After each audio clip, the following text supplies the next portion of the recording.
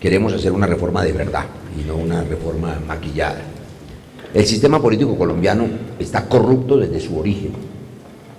Es decir, el tema de la corrupción, que es universal, que es histórico, en Colombia empeora por muchas razones, y una gran razón es que las reglas de juego parecen estar construidas para estimular la corrupción desde el origen. ¿Cuál es el origen? El origen del poder. Estamos hablando de la corrupción política, hay corrupción privada, pero la corrupción política es la corrupción del poder. Y el origen del poder es corrupto por cuenta de esa lista abierta. Hay que arrancar de raíz el clientelismo como sistema electoral y político, que es lo que en la práctica opera en Colombia. Es hipócrita el que pretenda negar que todo el sistema político electoral colombiano es clientelar, es un pantano clientelista, de doble vía.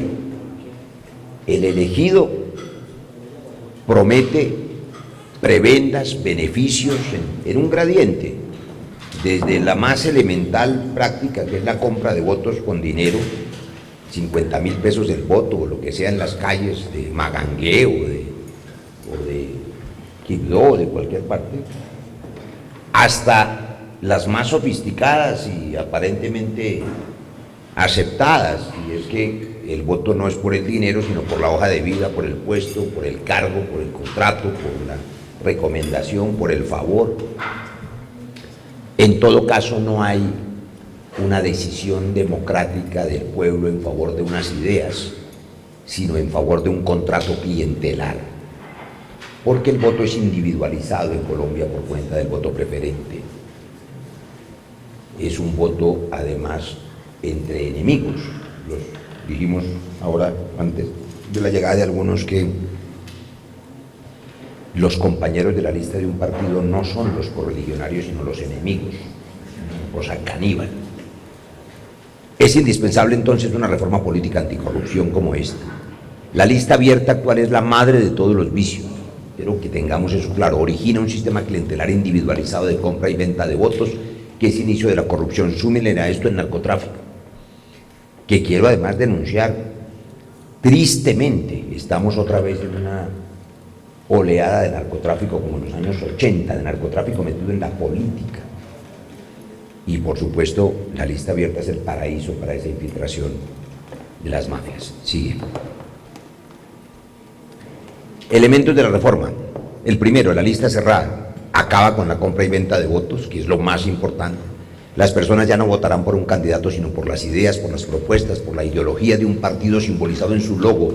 Por lo tanto, habrá un voto único partidista. El ciudadano ya no tendrá ese galimatías de un tarjetón confuso, con números y letras, sino que va a votar por su partido. Si cree en la ecología o en la libertad o en la teocracia o en el orden o en la autoridad, lo que quiera, pues votará por el verde, por el amarillo, por el liberal, por el conservador.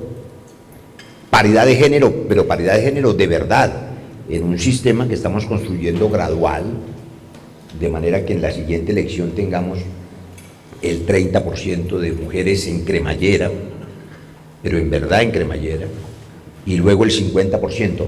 No hacerlo así es un engaño a las mujeres colombianas. Si usted pone la paridad sin cremallera, está diciéndole que rellenen la lista y las pongan en la cola, como en el basurero, que eso es lo que ha pasado, perdónenme que sea tan crudo, pero están engañando a las mujeres de Colombia. Y esta reforma no puede ser para engañar a las mujeres de Colombia. Tiene que ser de verdad para corregir la injusticia de la inequidad de género. La financiación estatal igualitaria es fundamental, en lugar de que cada candidato se convierta en una microempresa electoral como la señora Berlano, que esa es la única que cogieron, pero bien podrían haber cogido a la mitad de los congresistas actuales. Pues la financiación es estatal, entonces usted tendrá unos partidos, liberal, conservador, polo, verde, etcétera, y el Estado les da una financiación equitativa, el mismo número de cuñas en televisión, de radio, avisos de prensa, unos recursos financieros para promocionar su lista y sus ideas de manera equitativa y no individual. El voto joven, desde el gobierno de López Michelsen, y estamos hablando, ustedes recordarán, del año 74, que fue el último que actualizó la participación democrática de los ciudadanos en Colombia. La mayoría de edad era los 21, casi todos ustedes son de esa nueva generación. A mí me tocó el cambio, de 21 se bajó a 18, En su momento hubo toda la explicación, por supuesto, no era lo mismo un joven de 21 años en la guerra de los 1000 días o en el gobierno de Carlos R. Restrepo, que fue cuando apareció el voto a los 21 años, el voto universal, que 50 años después, 60 años después del gobierno de López, donde por supuesto ya los jóvenes de 18 años tenían más información. Ahora el cambio ha sido exponencial. Tenemos internet, un mundo globalizado de conocimiento, de tecnología, de tablets, de móviles, de celulares. Pensar que seguimos anclados en 1974. Han pasado otros 50 años. Los jóvenes de hoy son mucho más informados y quieren, y nosotros queremos que se incorporen a las decisiones de Colombia. Finalmente las decisiones que tomamos nosotros están hipotecando el futuro de los jóvenes. Entonces también de manera gradual, un voto joven, esta es una propuesta del Partido Liberal y del Partido Verde que incorporamos con gradualidad, 17 años en el 22, 16 años en el 26, pero que permite que se incorporen los jóvenes. La otra tendencia, digamos, de reforma con la que estaremos tratando de buscar consensos, y si no, pues tendremos que confrontarnos en votación, le teme a la presencia de los jóvenes, porque es una oleada de opinión refrescante y porque prefieren que los jóvenes no voten, y le teme a la equidad de género, entonces la deja de manera no obligatoria. Eso le quita inclusión a la reforma. Nosotros queremos una democracia incluyente, pero también queremos una democracia representativa, partidos serios y fuertes con vocación de poder. Y en esto llamo la atención de los comunicadores. Ustedes, además de comunicadores, son todos, ya sin excepción, expertos en ciencia política. No voy a hacer una larga explicación, pero en el mundo hay una crisis de la democracia liberal.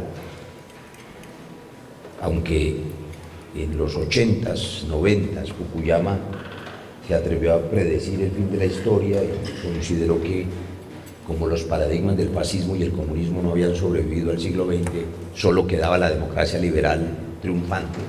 Pues ahora lo que estamos viendo es un retorno a los caudillismos, a los gobiernos totalitarios, por la crisis de los partidos, porque la gente está insatisfecha, porque la democracia lo promete todo y cumple muy poquito, y entonces con las crisis globales de la xenofobia, de la migración, las nuevas amenazas, el terrorismo internacional, la gente que no quiere que vengan los extraños, los extranjeros, los latinos, los negros, los sirios, sino que cierren las fronteras, están ganando en Europa, en Austria, en Hungría, en Polonia, en Suecia creció un partido nazi, que es increíble en Suecia.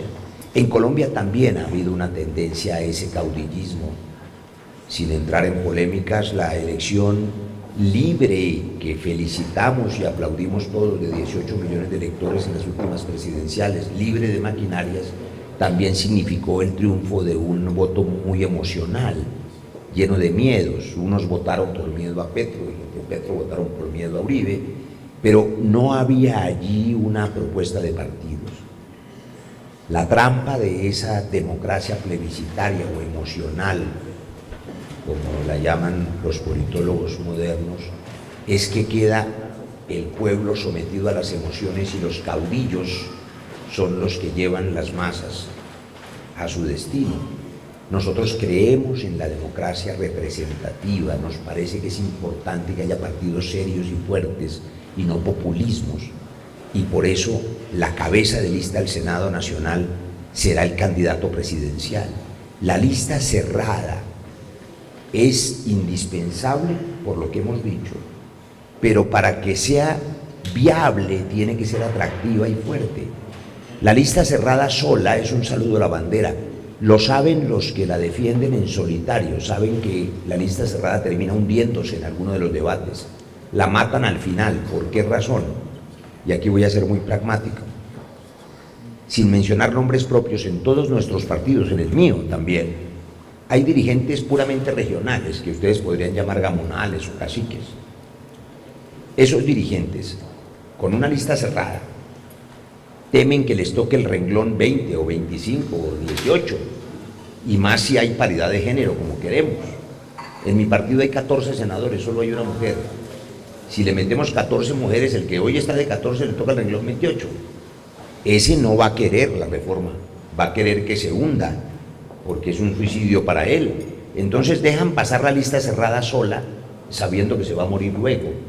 La única manera de que la lista cerrada tenga éxito, y tengo que reiterar, para poder limpiar la democracia de la compra y venta de votos, es que sea una lista atractiva. Hay dos maneras en que es atractiva, esta es la primera. Una lista fuerte es una lista con vocación de poder. Si el partido tiene una cabeza de lista presidencial, ese candidato presidencial jala la lista, hace sinergia con ellos, con sus compañeros de lista, y tiene eso la ventaja de que cada partido tiene la obligación de tener candidato presidencial. Los partidos minoritarios, conversábamos ahora con el vicepresidente Temístocles, tienen temor a la reforma porque son chiquitos y entonces les parece que pueden desaparecer, pero esos sí tienen vocación de enanos. Pero si son partidos que tienen vocación de poder grande, pues también. Pongo un ejemplo, el Mira, que se opone a la reforma porque piensan que los chiquitos desaparecen. Si el Mira se ve como un partido nacional con vocación de poder, pues nos ofrece un candidato presidencial a los colombianos, y en lugar de elegir sufriendo tres curules, que si tiene o no tiene un rol, pues con un candidato presidencial puede elegir 6, 7, 8, 10 senadores, depende cómo le vaya. Pongo dos ejemplos o tres reales. Clara López hace 4 años sacó 2 millones de votos. Si hubiera sido la cabeza de la lista del Polo, habían elegido 20 senadores. Marta Lucía Ramírez sacó 2 millones de votos. Si hubiera sido la cabeza de su partido, había elegido 20 senadores. Iván Duque en esta elección, en la consulta, sacó él 4 millones de votos cuando compitió con los demás. Si hubiera sido la cabeza de lista de Senado de su partido, había elegido 40 senadores y tendría resuelto el tema de la gobernabilidad. Cabezas de lista para que las listas sean fuertes. Y claro, si queremos que este modelo funcione en el 2019 para limpiar la elección local, que es la más corrupta de todas, necesitamos replicarlo de manera idéntica. La cabeza de lista de los consejos será el candidato a la alcaldía, la cabeza de lista de la asamblea será el candidato a la gobernación. Eso cualifica a las corporaciones. Ponme la siguiente, porque además hace, como ustedes imaginarán, que las cabezas de lista no elegidas van al Senado. Si esto estuviera aplicado, ya no sería solo Petro el que está ahí, sino estarían Petro, Fajardo, de la Calle. Y lo mismo en las asambleas, los candidatos a gobernación que se suponen preparados para gobernar, irían a las asambleas elevando el nivel del debate. Esa cualificación de las corporaciones públicas es importante, sobre todo en el nivel local. Por eso queremos que se aplique en el 2019. Es muy pobre la calidad de los consejos municipales y de las asambleas departamentales hoy. La otra razón que hace que la lista sea atractiva y fuerte es el Senado Mixto Nacional Regional. Explico también de manera cruda y sencilla por qué esto es indispensable. Ese líder regional, ese senador nuestro del partido de la U, de Cambio Radical o de cualquiera, que es fundamentalmente un líder regional o provincial o un cacique, un gamonal, llámelo como quieran, cuando se ve enfrentado a una lista nacional, no le gusta porque sabe que le toca el renglón 20. Pero si esa persona puede ir a encabezar la lista de su partido en la región Caribe, es el primero de esa lista y gana. Ricardo Castro, politólogo que anda por aquí, no sé en dónde, hizo la modulación senador por senador y partido por partido. Y esos senados, los senados actuales, pueden ganar la elección como cabezas de lista de sus partidos en la región. De manera que un senador hoy tiene dos opciones. Pongo como ejemplo a nosotros dos para no molestar a los ausentes. El doctor Temístocles o este servidor podemos tener dos alternativas con esa lista cerrada. O nos vamos en una lista nacional, los 30 senadores nacionales que llamamos la lista de oro, donde está la gente más significativa, que simboliza más, la gente que tiene más presencia nacional, digamos, el Polo Robledo, Mocus el Verde, en fin. Si tenemos una presencia nacional, pues nos atrevemos a la lista nacional. Pero podemos tener otra alternativa, decimos no, mejor nos vamos a la lista regional del Pacífico. Y entonces la cabeza de lista del Pacífico del Partido Cambio Radical es el senador Temístocles. O yo me voy a la regional del Pacífico también, si creo que no tengo arrastre nacional. Esa es una alternativa que hace interesante la lista cerrada para nuestros compañeros. Por eso, reitero, la lista cerrada es viable si tiene esos dos elementos: la vocación de poder que la cabeza de lista vaya a la presidencia y esa sea la primera vuelta presidencial, y el Senado mixto regional para que tengan la alternativa de ser cabezas de lista en sus regiones. Para acabar la compra y venta de avales y candidatos irresponsables, abuso de candidaturas por firmas, habrá segunda vuelta para la elección en ciudades capitales y gobernaciones. Ahí hay que resaltar segunda vuelta en azul para la presentación. Porque claro, sin segunda vuelta no tiene posibilidad una gobernabilidad de coaliciones. Entre la primera y la segunda vuelta en las ciudades capitales se hacen las coaliciones, igual que se hace en presidencia de la República. Pero cada partido tiene que tener candidato. Hoy, ¿qué ocurre? En mi Valle del Cauca, en el Cauca, en Santander, en todas partes, los candidatos se burlan de la identificación política ideológica, inclusive candidatos tan reconocidos como el candidato que yo voté, y Tito también, en la primera vuelta presidencial, el doctor Germán Vargas Lleras. Nadie tiene duda alguna de que es el gran jefe del Partido Cambio Radical, y terminó por firmas. En las gobernaciones es peor, porque para no asumir ningún compromiso se inscriben por firmas y los partidos se vuelven apéndices, mendicantes, pegados como lapas de ese candidato, y hacen unas coaliciones espurias sin ninguna identificación ideológica ni programática, porque el tipo va primero en las encuestas. Aquí cada partido tiene la obligación de ofrecerle al Cauca, al Tolima, al Valle, una opción real de un gobernador que signifique algo, que esté en consonancia ideológica con sus senadores y con sus representantes. Para que esto además tenga viabilidad, hay mecanismos de democracia interna en los partidos para evitar la dictadura del bolígrafo. Los veremos, hay 3 mecanismos que los partidos pueden escoger. Limitamos a 3 periodos la presencia en el Congreso, no por las mismas razones de la consulta anticorrupción, porque nada tiene que ver el número de periodos con la corrupción, sino porque sí propicia el relevo y la renovación de los partidos.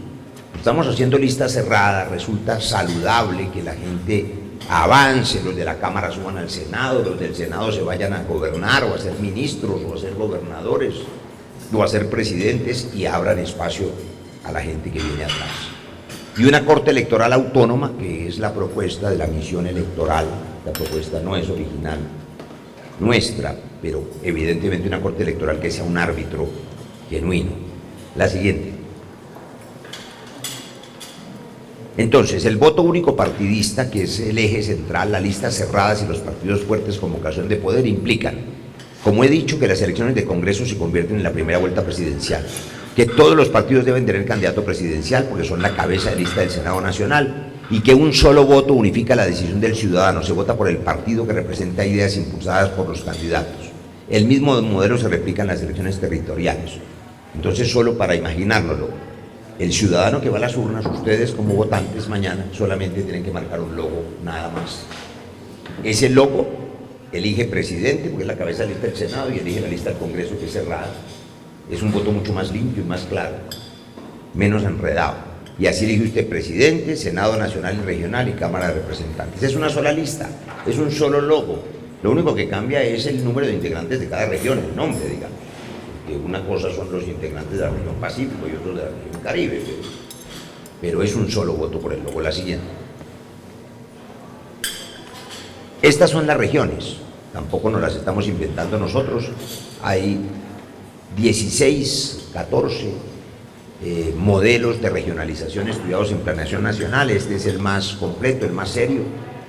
Entonces hay una región Caribe, esa región Caribe le corresponden 15 curules poblacionalmente, la distribución es poblacional: Pacífico 12, a Bogotá por población 11, al centro oriente, Boyacá, Cundinamarca, norte de Santander, Santander 11 curules, Antioquia 9, al centro sur 5, al eje cafetero 4, y al llano, y lo llamamos así, que es, digamos, la Orinoquía, Arauca, Vaupés, Casanare, Guainía, Guaviare, Mechada y Meta, 3 curules. Esa es la regionalización. Y así queda el mapa regionalizado. En la práctica son 8 regiones, pues porque Bogotá y Antioquia por su población fungen como una sola región, si no serían 6. Sí. La segunda vuelta en elecciones territoriales para gobernaciones y ciudades capitales mayores a 100.000 habitantes. Eso nos determina 24 ciudades. Las que son muy chiquitas, como Mitú, por ejemplo, no se justifica hacer una segunda vuelta, pero estas son las 24 ciudades en las que tendríamos segunda vuelta. No sería solo Bogotá, que mucho se ha discutido y exigido, sino las ciudades capitales todas. Eso también evita gobiernos populistas, como hemos dicho, y gobiernos irresponsables o gobiernos con muy precaria gobernabilidad. Sigan. Ya vamos a terminar. La democratización interna de los partidos, porque el gran pecado de todas estas listas cerradas en el mundo es que no está claro cómo escapar de la dictadura del bolígrafo, pero no en Colombia ni en esta reforma, sino en el mundo. Esa es una discusión muy vieja. No se ha inventado un mecanismo perfecto, ninguno de estos es perfecto. Mejora mucho la combinación de esos mecanismos. El partido libremente escogerá uno de esos. Lo que ha propuesto el gobierno, que son unas elecciones primarias o consultas internas, donde la gente va a las urnas, siempre el mismo día, para evitar que un partido tenga injerencia en el otro, ese es un mecanismo. Tiene el pecado de que lo que hace es trasladar la compra y venta de votos a la elección primaria. Pueda que salga más barato porque ya no hay día electoral con transporte, con compra de votos, con circunscripción nacional, pero de todas maneras, seguramente en la elección primaria puede haber compra de votos. El segundo mecanismo son las asambleas o convenciones nacionales o territoriales que se han hecho a lo largo de toda la historia en los partidos, esa es una posibilidad. Y la tercera, que es la más limpia, es el voto por internet. Solo requiere la voluntad política y la modernización de los partidos, con un registro único de electores, como sucede en los Estados Unidos, donde si usted va a votar por los demócratas o republicanos tiene que inscribirse. Pues usted se inscribe un año antes. Esta es decisión de los partidos, esto no va en la Constitución, pero el desarrollo es ese. Si yo quiero votar por el Partido Liberal, me inscribo en el registro único de electores como liberal, un año antes, para evitar el transfugismo. Y entonces me consultan entre los militantes que están inscritos y voto desde mi casa por internet, voto secreto. No hay compra de votos, no hay presiones, no hay chantaje, y ahí aparece el resultado y así se ordena la lista. Es lo más democrático. Cada partido decidirá cómo, pero tienen que escoger un mecanismo, porque si no lo hacen, habrá inclusive pérdida de la personalidad jurídica, de nuevo para evitar la dictadura del bolígrafo. Esta es la propuesta de la misión electoral, ustedes la recordarán, la registraduría es la misma, limitan en lo que hoy se llama Consejo Electoral a funciones administrativas. A mí no me gusta, el experto en eso es más bien el doctor Temístocles, que ha sido magistrado, pero en últimas estos órganos puramente administrativos colegiados no parecen muy funcionales, no sirven. El Consejo Administrativo de la Judicatura es un desastre, y si se trata de administrar bien podría ser un gerente, pero eso está para el debate. Y la Corte Electoral, que sí es la que se necesita para dirimir las funciones, los conflictos electorales, jurídicos, con total independencia. Y eso que les he compartido está pues en estos artículos. Entonces ya es para información de los senadores cuáles artículos se modifican para hacer posible, hago un resumen elemental, la lista cerrada, la financiación estatal, el voto joven, la paridad de la mujer, la cabeza de lista de los partidos para que sean fuertes y el Senado mixto regional.